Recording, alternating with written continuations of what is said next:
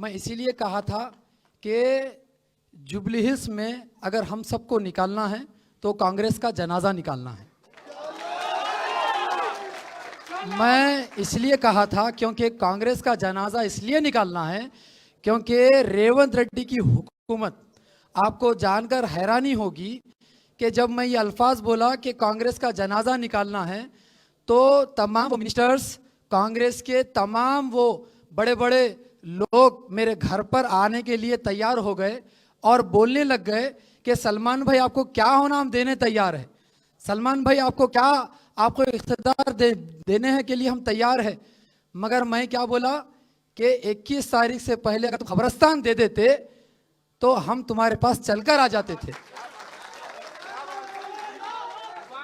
21 तारीख से पहले तुम खबरस्तान दे देते तो इतनी नौबत नहीं होती कि तुम यहाँ पर मेरे दहलीज पे आओ। मैं तुम्हारी दहलीज पे आने तैयार था, मगर तुमने देरी की और हमारी ताकत को तुमने कमज़ोर समझा।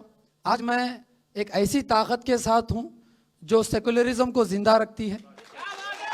और जब मैं केटीआर साहब से मेरी मुलाकात हुई, मैं तहे दिल से मैं केटीआर साहब का मैं शुक्रिया अदा करता हूँ और उनके लिए मेरे दिल में बहुत जगह बन गई। वो इसीलिए क्योंकि मेरी मुलाकात जब हुई, वो उस मुलाकात में केटीआर साहब के जो अल्फाज थे मैं आपके सामने बयान कर रहा हूँ।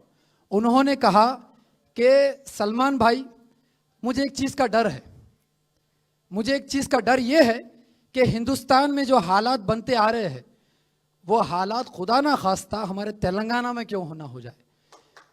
ऐसे हालात मुझे डर है। वो कौन से हालात है कि जहाँ पर एक ही थाली में खाने को बैठे तो उसमें हिंदू भी हो, उसमें मुसलमान भी हो, उसमें सिख भी हो, उसमें ईसाई भी हो। ऐसा माहौल तेलंगाना का होना चाहिए। जब ये अल्फाज मैं सुना कि एक हम जो है ना गंगा जमुना तहजीब को जो है ज़िंदा रखने के लिए हमारे केटीआर साहब के दिल में एक तड़प है, एक फ़िक्र है, तो बहुत बड़ी बात है, बहुत बड़ी बात है।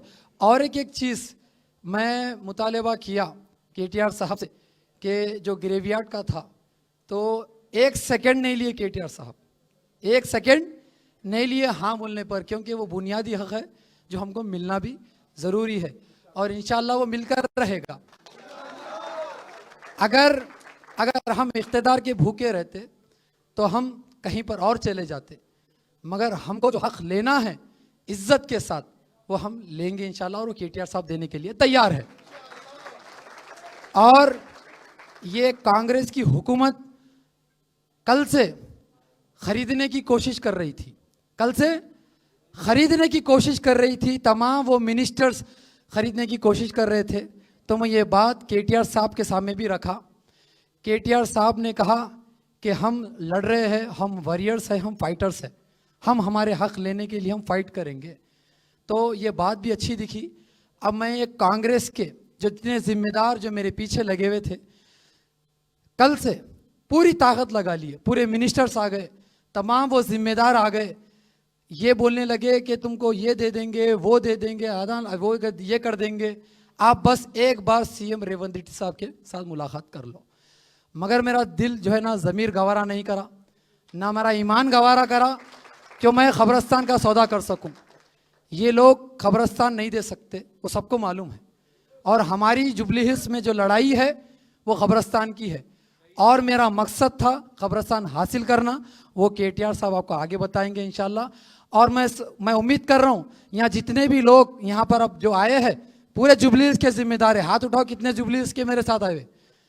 तमाम ये ज़िम्मेदार अहद कर लो कि आने वाले दिनों में जुबली हिल्स में कांग्रेस का जनाजा निकालने के लिए तैयार है इंशाअल्लाह। और बीआरएस को इतना मजबूत करना है पूरी रियासत में, तेलंगाना रियासत में बीआरएस का झंडा ऊंचा करना है इंशाअल्लाह। और जो रेवंत रेड्डी जो हुकूमत चला रहे, वो रेवंत रेड्डी की उसकी औकात भी ये बताना है कि हम कमजोर नहीं हैं, हमको पूछने वाला एक मसीहा हमारे दरमियान में है। तुम मुसलमानों के वोट तो हासिल कर लिए, मगर तुम हमको पूछ के नहीं देखे। एक बुनियादी हक तुम नहीं दे सके, मगर सिर्फ मुसलमानों के तुम वोट लेते गए और आज तक हमको कुछ हासिल नहीं हुआ। मैं उम्मीद करता हूं कि केटीआर साहब, केसीआर साहब की ज़ेर सदारत में कि हमारी तरक्की भी होगी, हमारी हिफाजत भी होगी, तेलंगाना रियासत की तरक्की भी होगी। अगर मैं कुछ जाने अनजाने में अगर केसीआर साहब और केटीआर साहब के बारे में अगर मैं कुछ अल्फाज भी इस्तेमाल किया हूं तो मैं माज़ीरत चाहता हूं साहब आपसे। मेरे बड़े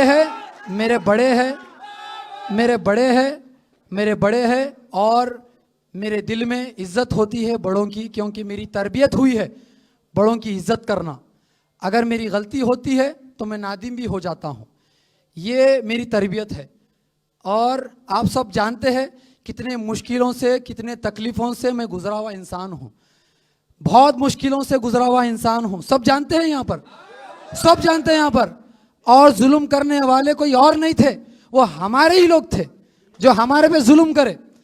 और सब जानते कि कितना जुल्म हुआ मुझ पर, मगर वो जुल्मों से सहा, लड़ा और आज एक ऐसे प्लेटफॉर्म पे बैठा हूं जहां पर एक मुजाहिद और एक वॉरियर बैठे हैं मेरे साथ। तेलंगाना रियासत अलग करने के लिए बहुत कुर्बानियां उठाई है, तो ऐसे वॉरियरों के साथ एक वॉरियर जुड़ना जो है ना बहुत अच्छी बात है। ऐसे लोगों के साथ नहीं जो आपको खरीदने की बात करते, जो आपको खरीदने की बात करते।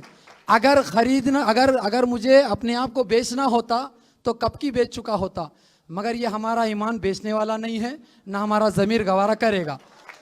केटीआर साहब, आपसे पहले मैं आपके पास बात रखने पहले मैं मेरे पूरे कैडर से बात किया। कितने उनसे बात किया, हाथ उठाओ। तो सबका यही कहना था कि कांग्रेस को हमने दिया मौका और कांग्रेस ने दिया मुसलमानों को धोखा। ये सबका यही कहना था कि हर घर जुबली हिल्स में जब जाकर पूछेंगे तो बीआरएस का कहना है और बीआरएस को लाना है। मैं आपको ये मन से कह रहा हूं कि आपकी जीत इंशाअल्लाह तय हो गई। आज तय हो गई। कांग्रेस को कोई भी ताकत सपोर्ट करने दो, इंशाअल्लाह हम सब की ताकत और ऊपर वाले की ताकत आपके साथ है, आपको जिता के लाएंगे इंशाअल्लाह।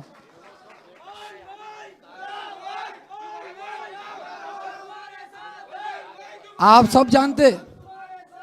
सब जानते कि दुनिया में एक नया निज़ाम रहता, चढ़ते हुए सूरज की तो पूजा सब कर लेते, करते ना करते। कोई तरक्की कर ला तो उसको तारीफ भी करते, मगर जब स्ट्रगलिंग करता, जब लड़ता, लोगों के हक दिलाने के लिए तकलीफ़ां झेलता, तो उसका साथ कोई नहीं देता। मगर आज हम सबको एकजुट होना है और ये जालिम को हराना है। इसलिए हराना है क्योंकि आने वाली हुकूमत जो होगी वो बीआरएस की होगी। मैं ये दावे के साथ कह रहा हूं, ये आने वाली हुकूमत बीआरएस की होगी। और मैं उम्मीद करता हूं कि हमारे आने वाले सीएम साहब हमारे केटीआर साहब होंगे। मैं उम्मीद करता हूं, ये मेरे जज्बात है, ये मेरी दिल की बात है, ये मेरी दिल की बात है, किसी और की नहीं। ये मेरी दिल की बात है कि आने वाले अगर कोई सीएम होंगे तो नौजवान, होनहार और वॉरियर फाइटर वो केटीआर साहब होंगे। शुक्रिया आप सबका। मैं फिर एक बार शुक्रिया अदा करता हूं कि आप लोग यहाँ पर आए, हमारी हिम्मत अफजाई किए।